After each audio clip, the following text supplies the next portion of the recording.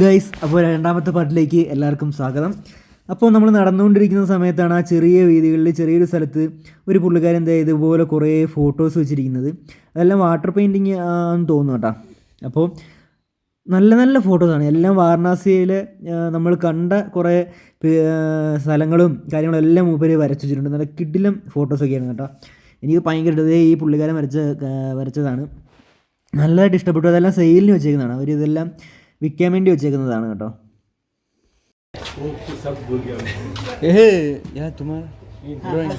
Oh, super bro. Thank you. Super. Thank you. Anish Kumar. Anish Kumar. അപ്പോൾ ആ ബ്രോയുടെ ഫോട്ടോസാണ് ഇതെല്ലാം. ഏതാ കിടിലം പിക്കുകൾ ചേട്ടാ. എനിക്കിത് ഏറ്റവും ഇഷ്ടപ്പെട്ട. നീ ബ്ലാക്ക് ആൻഡ് വൈറ്റിൻ്റെ ആളാണല്ലേ. എങ്ങനെയുണ്ട് കേസ്?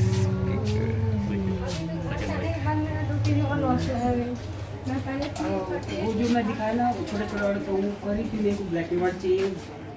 बहुत पसंद है ब्लैक एंड व्हाइट.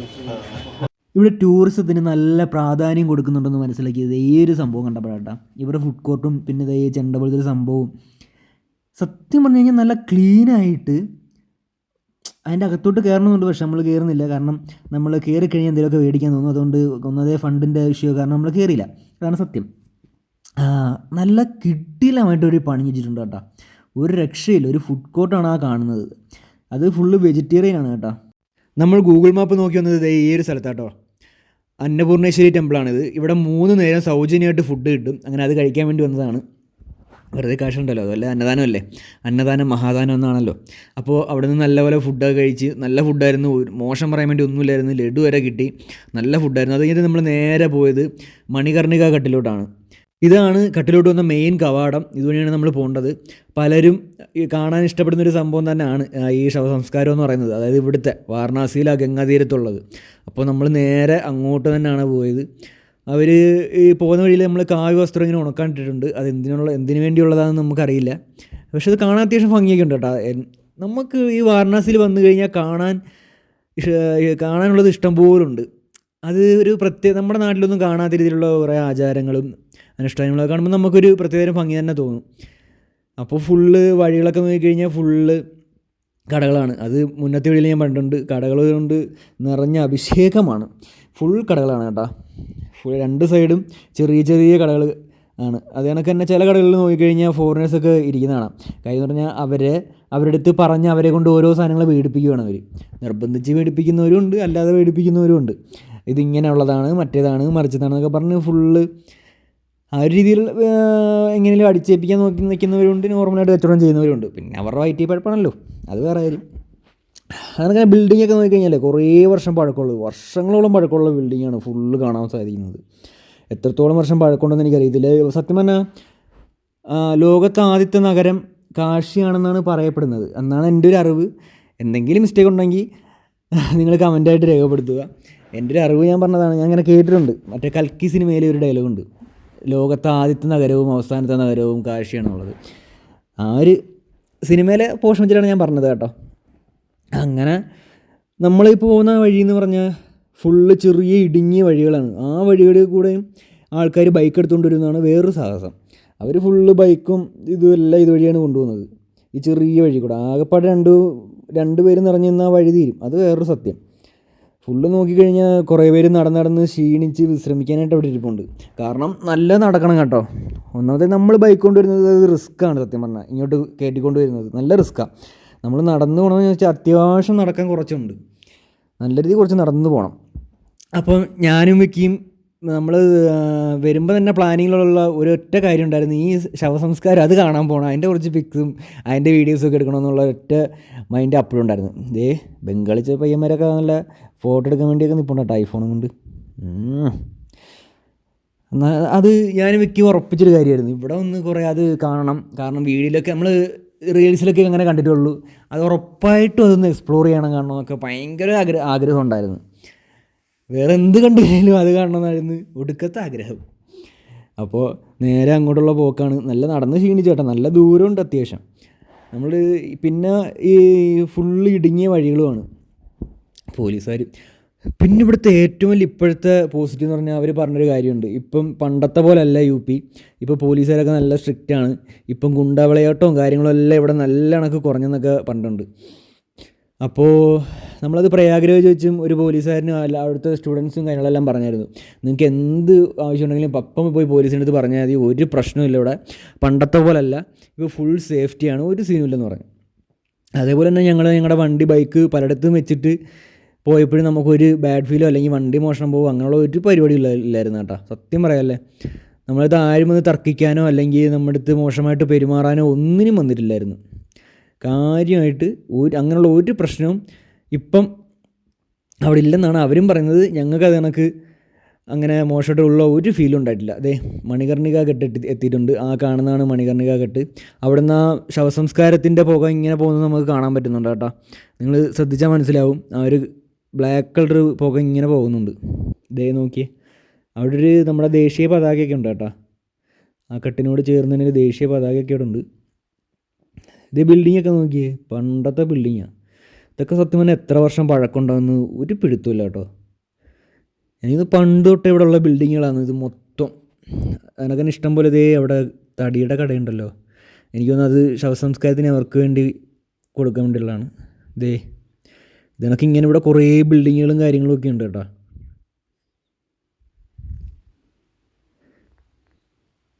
തടിക്കട, നമ്മൾ ഇരിക്കാൻ വേണ്ടി ഇവിടെ നിന്നാണ് സാധനം മേടിക്കുന്നതെന്ന് തോന്നുന്നു. സാധനം മീൻസ് ഈ തടി. നമുക്ക് എന്തായാലും അങ്ങോട്ട് ഇറങ്ങിപ്പോൾ ഹായ് പട്ടിക്കുട്ടന്മാരും പട്ടിക്കുട്ടികളും എവിടെ ചെന്നാലും കാണാൻ പറ്റും. അതൊക്കെ അവിടെ നൈസായിട്ട് അവർ അവരുടെ കാര്യം നോക്കുന്നു. ഈ പുള്ളിക്കാരെന്ത് ജെട്ടി തലയിലിട്ടുകൊണ്ട് പോകാം. അതെ, എന്തൊക്കെ കാണണ്ടേ ഒരു എന്തോ. അവിടെ ഒരു നമ്മുടെ യോഗി ആദിത്യനാഥിൻ്റെ ഫ്ലെക്സൊക്കെ ഇവിടെ വലിച്ചിട്ടിട്ടുണ്ട്. എന്തോ സംഭവം എന്ന് അറിയാൻ വയ്യ, എന്തോ ഹിന്ദിയിൽ എഴുതി വെച്ചിട്ടുണ്ട്. ഇതിൻ്റെ ഭംഗി നോക്കിയേ, അത് ഇവിടുത്തെ ഉണ്ടാക്കി വെച്ചിരിക്കുന്നതെല്ലാം നൈസാണ് കേട്ടോ. സത്യം പറയാമല്ല, കിട്ടിലായിട്ട് ഇവിടെ നമുക്ക് കാണാൻ വേണ്ടി ഇഷ്ടം പോലെ ഉണ്ട്, ഇഷ്ടം പോലെ. എല്ലാവരും വീഡിയോ എടുത്ത് ഇങ്ങനെ നടക്കുവാണ്. ഇനി നമുക്ക് ആ ഇരിക്കുന്ന സ്ഥലത്തോട്ട് പോവാം. അവിടെയാണ് മെയിനായിട്ട് കാഴ്ചകൾ കാണാനുള്ളത്. ഇതിന് ആ ഭംഗി ഇവർ മെയിൻറ്റെയിൻ ചെയ്യുന്നുണ്ടോ, എങ്ങനെയാണ് മെയിൻറ്റെയിൻ ചെയ്യുന്നത് ഒരു പിടുത്തമില്ല കേട്ടോ. പക്ഷേ ആ ഒരു ഭംഗി ആ ഒരു ഓൾഡ് ജനറേഷനിൽ അന്നത്തെ ആ രീതിയിൽ ഉണ്ടാക്കി വെച്ചിട്ടുള്ള അതിൻ്റെ ആ ഭംഗി ഇപ്പോഴും നമുക്കതിനകത്ത് അറിയാൻ പറ്റുന്നുണ്ട്. നല്ല രീതിയിലത് നമുക്കത് ഫീൽ ചെയ്യാൻ പറ്റും അതിൻ്റെ അടുത്തോട്ട് പോകുന്നേരത്ത്. അത് പക്കയാണ്, പക്ക എന്ന് പറഞ്ഞാൽ പക്കയാണ്. നമുക്കത് അതിൻ്റെ ഒരു ഫോട്ടോയും വീഡിയോ കാണുമ്പോൾ തന്നെ അറിയാം അതിൻ്റെ ക്വാളിറ്റി. എത്രയോ വർഷം മുന്നേ ഉണ്ടാക്കിയത് അത് ഇപ്പോഴും അതുപോലെ തന്നെ അത് മെയിൻറ്റെയിൻ ചെയ്യുന്നതായാലും അതിൽ സമ്മതിക്കണം കേട്ടോ. ടൂറിസം അതിൽ ഇത് പക്കയാണ്, പക്ക, ഒരു രക്ഷയില്ല. ഇത് നോക്കിയാൽ ചുറ്റിനും അതുപോലുള്ള ബിൽഡിങ് കേട്ടോ. അതും ആ ഒരു കളർ ഷെയ്ഡ് ഉണ്ടല്ലോ, ആ ഒരു ചന്ദന കളർ, ആ ഒരു ബ്രൗണിഷ് കളർ, ആ ഒരു കളർ ഷെയ്ഡാണ് ആ ഫുള്ള് അവിടെയുള്ള ബിൽഡിങ്ങിനെല്ലാം ആ ഒരു കളർ ഷെയ്ഡിങ്ങാണ്. അത് നമുക്ക് ആ ഫോട്ടോസ് എടുത്താലും നമുക്കതിനകത്ത് കാണാൻ നല്ല രസമുണ്ട് കേട്ടോ. സീരിയസ്ലി അത് വല്ലാത്തൊരു കാണുമ്പം മനസ്സിനൊരു കുളിർമയാണ് അത് കാണുമ്പം. അത് പക്കയാണ്, അതൊരു രക്ഷയില്ല. പിന്നെ ഇതാണ് മണികർണിക ഘട്ട്. ഇവിടെ എല്ലാവരും പറയുന്ന പോലെ എനിക്ക് വലിയ മോശമായിട്ടൊന്നും ഫീൽ ചെയ്യുന്നില്ല കേട്ടോ. ഭയങ്കര അഴുക്ക് അങ്ങനെ എനിക്കിപ്പോൾ കണ്ടിട്ടൊന്നും തോന്നിയില്ല.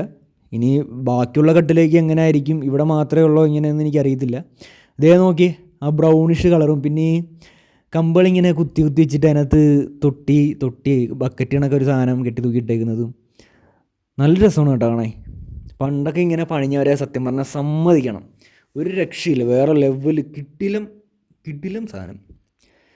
അതുപോലെ തന്നെ കുറേ അവർ പല്ലേക്കോട്ടാ, മറ്റേ ആര്യവേപ്പിൻ്റെ തണ്ട് വെച്ചിട്ട് അവർ കുറേ പേര് പല്ലേക്കുന്നുണ്ട്. ഇവിടെയാണ് ശവസംസ്കാരം ചെയ്യുന്നത്. ഇപ്പോൾ അവരെല്ലാം ഷീറ്റ് കെട്ടി മറച്ചിട്ടുണ്ട് കേട്ടോ. പണ്ടെന്ന് പറഞ്ഞാൽ മുന്നേന്ന് പറഞ്ഞാൽ അത് ഫുള്ള് ഓപ്പൺ ആയിരുന്നു, പലതും ഗംഗാനദിയിലോട്ട് ഒഴുകിപ്പോവും എന്നൊക്കെ പറഞ്ഞു കേട്ടിട്ടുണ്ട്. എത്രത്തോളം സത്യമാണെന്ന് എനിക്കറിയത്തില്ല. അപ്പോൾ ഇപ്പോഴെന്ന് പറഞ്ഞു കഴിഞ്ഞാൽ അതെല്ലാം മറച്ച് വെച്ചിട്ട് ഇപ്പോൾ അവിടെയാണ് അവർ ശവസംസ്കാരമൊക്കെ ചെയ്യുന്നത്. ഈ പൊതിഞ്ഞ് വെച്ചേക്കുന്നത് ഒരു സ്ത്രീയുടെ മൃതദേഹമാണ്. ആ സ്ത്രീയുടെ പുള്ളിക്കാരനാണ് അടുത്ത ചുമന്ന തുണ്ടിട്ടിരിക്കുന്നത് അവിടെ.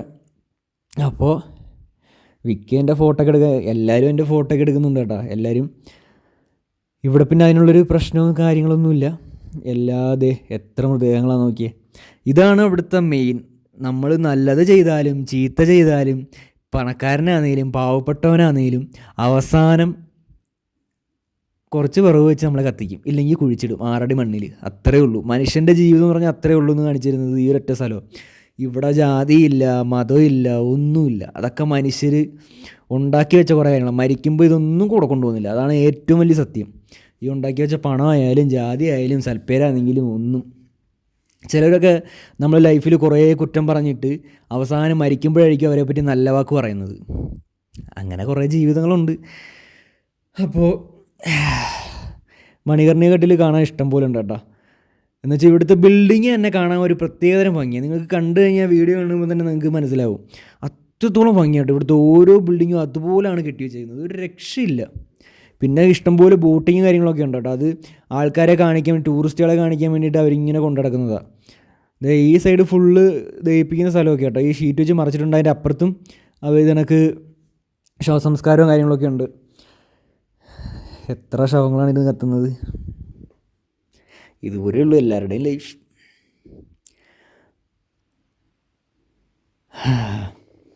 മാക്സിമം എല്ലാം എൻജോയ് ചെയ്ത് ചെറിയ ലൈഫാണെങ്കിലും ജീവിക്കുക. അത് വരുത്തവരോളെ ശവസംസ്കാരത്തിന് കൊണ്ടുപോകണം.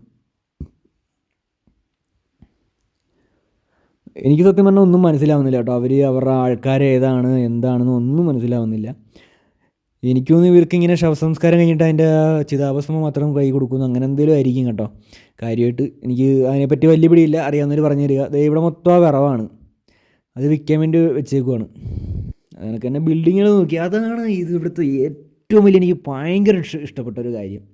ഈ ബിൽഡിങ്ങുകൾ ഒരു രക്ഷയില്ലെന്ന് പറഞ്ഞാൽ ഒരു രക്ഷയില്ല കേട്ടോ. സീൻ സ്ഥലം. ആഹാ, ഇതേ പുള്ളിക്കാരൻ്റെ അത് കഴിഞ്ഞില്ലെന്ന് തോന്നുന്നു. അവിടെ ഇതുപോലെ ഓരോ ശവമായിട്ട് സംസ്കരിച്ചുകൊണ്ടിരിക്കുകയാണ്. അതിൻ്റെ ഇടയിലാണ് നമ്മുടെ പട്ടിക്കുട്ടൻ. എന്താ പട്ടിക്കുട്ടൻ്റെ ആരെങ്കിലും മരിച്ചു പോയോ എന്തോ. നല്ല സാഡാണെന്ന് തോന്നുന്നു കേട്ടോ പുള്ളിക്കാരൻ.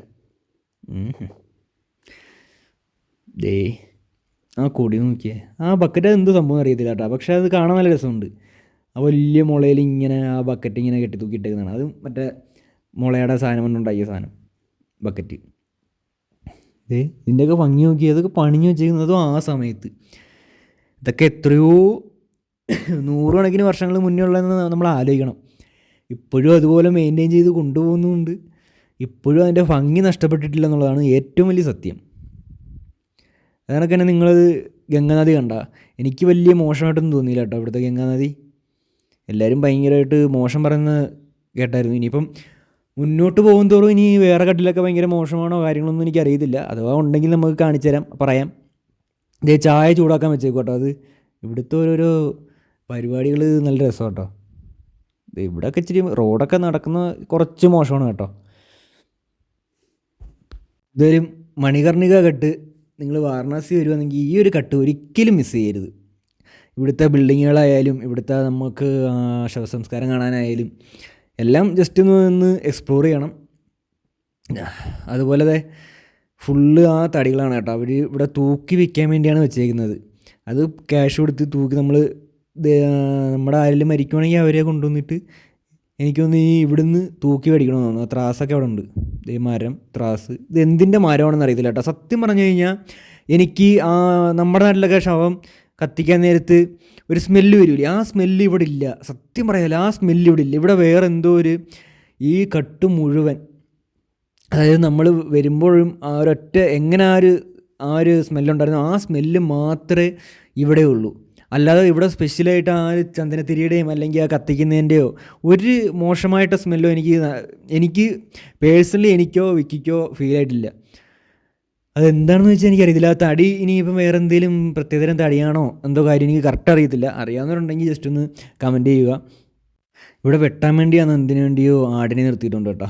ഈ ആടിനെ നോക്കിയേ, വെട്ടാൻ വേണ്ടി നിർത്തിയേക്കുന്നതാണെന്നൊന്നും അറിയത്തില്ല. കറക്റ്റ് എനിക്കറിയാൻ വയ്യ. കാരണം എനിക്ക് ഹിന്ദിയിൽ വലിയ പഠിപ്പില്ലാത്തതുകൊണ്ട് എനിക്ക് ഇവരുടെ അടുത്തൊന്നും ചോദിക്കാനും പറ്റില്ല. അതാണ് ഏറ്റവും വലിയ എനിക്ക് മോശമായിട്ട് തോന്നിയത്. കോഴിയുണ്ട്, ആഹാ. ഇനി നെക്സ്റ്റ് ടൈം അടുത്ത വട്ടം എവിടെയെങ്കിലും പോകുമ്പം ഒരു ആൾ ഇന്ത്യ ട്രിപ്പ് എന്തെങ്കിലും പോകുമ്പം ഹിന്ദി പഠിച്ചിട്ട് പോകണം. അതാണ് എൻ്റെ നെക്സ്റ്റ് ലക്ഷ്യം. ഹിന്ദി എങ്ങനെയെങ്കിലും പഠിക്കണം. എനിക്ക് ഇത്രയും യാത്ര ചെയ്തതിൽ എനിക്കൊരു ബുദ്ധിമുട്ടുണ്ടായ ഒരു കാര്യം അതാ, ഭാഷ അറിയാതെ പെട്ടുപോയത്. ദേ ആ സൈഡിലൊക്കെയാണ് ശവസംസ്കാരം എന്ന കാര്യങ്ങളൊക്കെ നടക്കുന്നത് കേട്ടോ. ഒന്ന് കത്തിക്കൊണ്ടിരിക്കുകയാണ്. അടുത്ത ആളെ കത്തിക്കാൻ വേണ്ടി സൈഡിൽ മാറ്റിയിട്ടേക്കുന്നുണ്ടോ. That is life.